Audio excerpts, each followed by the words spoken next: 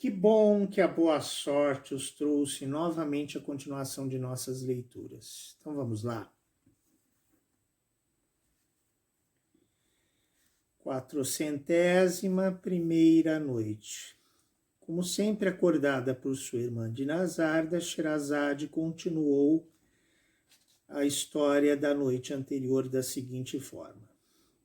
Dada esta ordem, o príncipe Ali e o príncipe Ahmed assentaram-se no tapete com o príncipe Roussan, e como tivessem todos três o mesmo interesse, formaram o mesmo desejo de ser transportados ao quarto da princesa Nouranibar. Foi o seu desejo executado e foram transportados tão apressadamente que não se aperceberam de ter chegado ao lugar onde desejavam ir e de modo nenhum de terem partido do que acabavam de deixar. A presença dos três príncipes tão inesperada assustou as mulheres e os eunucos da princesa, que não entendiam por que encanto três homens se achavam no meio deles. Não os conheceram logo e os eunucos estavam prontos a lançar-se sobre eles como se fossem homens que tivessem penetrado num lugar cuja entrada não lhes fosse permitida, mas enganaram-se bem depressa do seu erro, reconhecendo-os pelo que eram. Apenas o príncipe Ahmed se viu no quarto de Nouranibar e avistou esta princesa moribunda, logo se levantou do tapete, que fizeram também os outros dois príncipes. Chegou-se ao leito e deu-lhe a cheirar a maçã maravilhosa. Passados alguns instantes, a princesa abriu os olhos, voltou a cabeça para um e outro lado, olhando para as pessoas que a cercavam, e assentou-se na cama, pedindo que a vestissem, com o mesmo desembaraço e o mesmo conhecimento, como se acabasse de acordar depois de um profundo sono. As suas criadas a informaram logo de um modo que patenteava a sua alegria, que aos três príncipes seus primos, e particularmente ao príncipe Ahmed, devia a obrigação de restabelecimento tão repentino da sua saúde. E logo, manifestando a alegria que tinha de vê-los, deu-lhes os agradecimentos todos juntos, e ao príncipe Ahmed em particular. Como dissesse que queria vestir-se, contentaram-se os príncipes com manifestar-lhe quão grande era o gosto que tinham de haverem chegado a tempo, para cada um contribuir em alguma coisa para livrá-la do perigo evidente em que a viram, e os votos ardentes que faziam pela longa duração da sua vida depois do que retiraram-se. Enquanto a princesa se vestia, saindo os príncipes do seu quarto, foram lançar-se aos pés do sultão seu pai e tributar-lhe os seus respeitos. E aparecendo na sua presença, acharam que fora prevenido pelo principal eunuco da princesa, que o informara da sua chegada imprevista e de que modo a princesa acabava de restabelecer-se perfeitamente por intervenção deles. O sultão os recebeu e os abraçou com tanta alegria que, ao mesmo tempo que os via de volta, sabia que a princesa, sua sobrinha, que ele amava como se fosse sua própria filha, depois de ser abandonada pelos médicos, acabava de recobrar a saúde de um modo em extremo maravilhoso. Depois dos cumprimentos de parte a parte que se costumam fazer em semelhantes ocasiões, os príncipes apresentaram-lhe cada um a raridade que traziam. O príncipe Roussan, o tapete que tivera cuidado de recolher, saindo do quarto da princesa, o príncipe Ali, o canudo de marfim, e o príncipe Ahmed, a maçã artificial. E depois de cada um fazer o elogio da raridade que trazia, entregando-lhe nas mãos, por sua vez, suplicaram-lhe que dissesse a quem dava preferência, e assim que declarasse a qual dos três dava a princesa Nouranibar por esposa, conforme a sua promessa. O sultão das Índias, depois de ouvir tudo que os príncipes quiseram representar-lhe em abono do que haviam trazido, sem os interromper, e bem informado de que acabava de passar-se na cura da princesa Nouranibar, guardou silêncio algum tempo, como se pensasse no que tinha que responder-lhes. Rompeu-o finalmente e fez-lhe esta fala judiciosa. Filhos, disse ele, nomearia qualquer um de vós com grande gosto, se o pudesse fazer com justiça. Mas considerais vós mesmos se o posso fazer. Vós, príncipe Ahmed, é verdade que a princesa sobrinha é devedora da sua cura à vossa maçã artificial? Mas dizei-me, ter-lhe-ia sido aplicado se primeiro não vos tivesse dado o canudo do perigo em que ela estava, e se o tapete do príncipe Roussan não vos servisse para vir socorrê-la prontamente? Vós, príncipe Ali, o vosso canudo de marfim serviu para vos dar a conhecer e aos príncipes vossos irmãos que estáveis a ponto de perder a princesa vossa prima, e nisso deve-se confessar que vos deve uma grandíssima obrigação. Deveis também convir que este conhecimento teria sido inútil para o bem que lhe fez sem a maçã artificial e sem o tapete.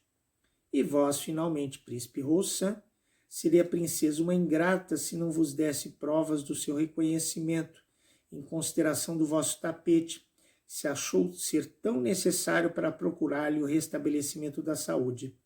Considerai, porém, que não teria préstito algum para este efeito se não tivesse tido conhecimento da doença por meio do canudo de marfim do príncipe Ali, e se o príncipe Ahmed não se tivesse servido da sua maçã artificial para a curar.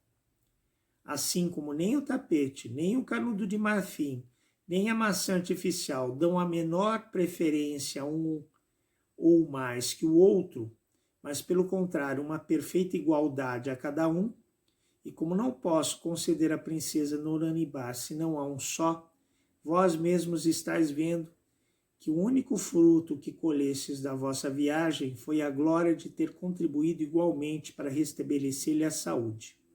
Se isto é verdade, vos vede também que devo recorrer a outro meio para determinar-me com certeza na escolha que devo fazer entre vós. Como ainda há tempo até a noite, quero fazer já hoje. E depois, tomai cada um de vós um arco e uma flecha, e ide fora da cidade, a grande planície dos exercícios de cavalo. Vou preparar-me para lá ir, e declaro que darei a princesa Nouranibar por esposa ao que tiver atirado mais longe.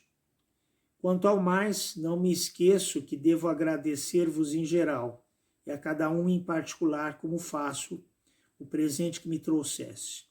Tenho muitas raridades no meu gabinete, mas nada há que chegue à singularidade do tapete, do canudo de marfim e da maçã artificial com que vou aumentá-lo e enriquecê-lo. São 3 peças que vão ter nele o primeiro lugar e que conservarei preciosamente, não por simples curiosidade, mas para fazer delas, nas ocasiões, o uso vantajoso que delas se pode fazer. Nada tiveram que responder os 3 príncipes, a decisão que o sultão acabava de pronunciar. Saindo da sua presença, deram a cada qual um arco e uma flecha que entregaram a um de seus oficiais, que se tinha juntado logo que souberam a nova de sua chegada, e foram ter a planície dos exercícios de cavalo, seguidos de uma multidão inumerável de povo. Não se fez esperar o sultão. Chegado que foi o príncipe Roussan, como mais velho, pegou no seu arco e numa sua flecha e atirou primeiro. O príncipe Ali atirou depois e viu-se cair a sua flecha mais longe que a do príncipe Roussan. Atirou por último o príncipe Ahmed, mas perdeu-se a flecha de vista e ninguém a viu cair. Correram, buscaram por mais diligências que se fizessem, e o príncipe Ahmed em pessoa não foi possível achar a flecha, nem perto nem longe. Ainda que se soubesse que foi ele quem atirara mais longe, e portanto quem merecera que a princesa Nouranibar lhe fosse concedida, como todavia fosse necessário se achasse a flecha, para fazer a coisa evidente e certa, por mais instâncias que fizesse ao sultão, não deixou este de julgar a favor do príncipe Ali. Assim deu as ordens para os preparativos da solenidade das bodas, e passados poucos dias, celebraram-se com grande magnificência. O príncipe Roçan não honrou a festa com a sua presença. Como a sua paixão para com a princesa Nouranibar fosse muito sincera e vivíssima, não se sentiu com bastante força para sofrer com paciência e desgosto de a ver passar aos braços do príncipe Ali, o qual, dizia ele, não a merecia nem a amava tanto quanto ele. Teve, pelo contrário, um dissabor tão sensível que deixou a corte e renunciou ao direito que tinha de sucessão à coroa para ir tomar o hábito de derviche e pôr-se debaixo da disciplina de um sheik famosíssimo, o qual estava em grande reputação de viver uma vida exemplar e havia estabelecido a sua casa e a de seus discípulos, que eram em grande número, numa agradável solidão. O príncipe Ahmed, pelo mesmo motivo que o príncipe Roçan, não assistiu também às núpcias do príncipe Ali e da princesa Nouranibar, mas não renunciou ao mundo com ele. Como não podia perceber de que modo a flecha que atirara se tornara, por assim dizer, invisível, escondeu-se da sua gente, resolvido a buscá-la, de modo que não tivesse que lançar-se em rosto o seu descuido. Foi ao lugar onde as dos príncipes Roçan e Ali foram apanhadas. Dali, andando em frente e olhando à direita e à esquerda, foi tão longe, sem achar o que buscava, que julgou que o trabalho que tomava era inútil. Levado, todavia, contra sua vontade, não deixou de prosseguir o seu caminho até uns rochedos muito elevados, onde teria sido obrigado a desviar-se, se porventura quisesse passar além, porque esses rochedos em extremo escarpados estão situados num lugar estéril, a 4 léguas de distância de onde partira. Aproximando-se desses rochedos, o príncipe Ahmed avista uma flecha, apanha, examina e fica em extremo pasmado de ver que era a mesma que atirara. É a mesma, diz consigo. Nem eu, nem mortal algum no mundo teria força para atirar uma flecha tão longe. Como a achasse por terra e não cravada pela ponta, julgou que tinha dado contra o rochedo e que fora repercutida pela resistência. Há algum mistério, disse ainda, numa coisa tão extraordinária, e esse mistério não pode ser senão vantagem para mim. A fortuna de ter, depois de me afligir, privando-me da posse de um bem que devia, como esperava, fazer a felicidade da minha vida, me guarda talvez outro para minha consolação. Passando nisto, tomo como a face desses rochedos sobressaísse em pontas e se afundasse em muitas partes, entrou o príncipe numa dessas cavernas. E como lançasse os olhos por todos os cantos, apresentou-se-lhe uma porta sem aparência de fechadura. Receou que estivesse fechada, mas empurrando-a abriu-se e viu uma descida suave em ladeira, sem degraus, por onde desceu com a flecha na mão. Pareceu-lhe que ia entrar num lugar de trevas, mas logo outra luz muito diversa sucedeu a que deixava. Entrou numa praça espaçosa e a 50 ou 60 passos, pouco mais ou menos, avistou um palácio magnífico, cuja estrutura admirável não teve tempo de fixar e examinar.